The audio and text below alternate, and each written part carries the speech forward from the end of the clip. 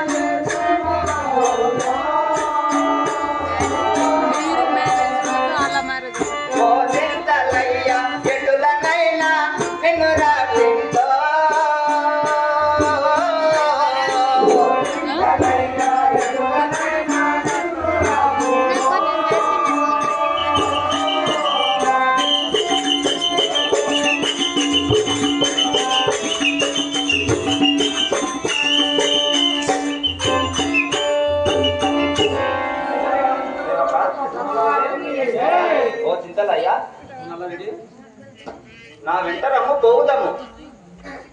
మరి ఆ శ్రీ మహావిష్ణువు అవతార పురుషుడైనటువంటి ఆ యొక్క మునిరంగ స్వామి, ఆ శ్రీ మహావిష్ణువే ఈ కలియుగంలో వాళ్ళ పాప భారములు చూడాలని నేను ఆ మునిరంగ స్వామి ఈ భూలోకములోన తోడు లక్ష్మి తిరుమల స్వామి గర్భమున మునిరంగ స్వామి అవతారం పెట్టిన మరి ఆ తండ్రి అయినటువంటి పడ్డాడు. మరి ఆ తల్లి అప్పుడు నల్లరెడ్డి ఆయనను చూసి, నాయన నువ్వు ఎవరు, ఈ నల్లరేగడి భూమిలో ఎందుకు పడి ఉన్నావు చెప్పు అంటే, మరి భగవంతుని అని చెప్తే అప్పుడే కాదు ప్రజలు ఏ విధంగా నడుచుకుంటున్నారు, పాపం ఏ విధంగా ఉన్నది, పుణ్యం ఏ విధంగా ఉన్నది, ధర్మం ఎటులా ఉన్నది ప్రజలను చూడాలని ఆలోచన కలిగి ఆయన ఏమని చెప్తున్నాడంటే, నేను దాసరి వాడను, నేను చాలా తక్కువ కులము వాడను, అంటు ముట్టని వాడను, నన్ను ఇంటిలో పెట్టుకుంటే నాయన కొంచెం గంజి గాసము అంబలి వచ్చం ఇంటిలో జీతము ఉంటానని చెప్తున్నాడు అన్నమాట. కానీ నేను మునిరంగ స్వామిని భగవంతుడు శ్రీ మహావిష్ణుడు అని చెప్తలేదు.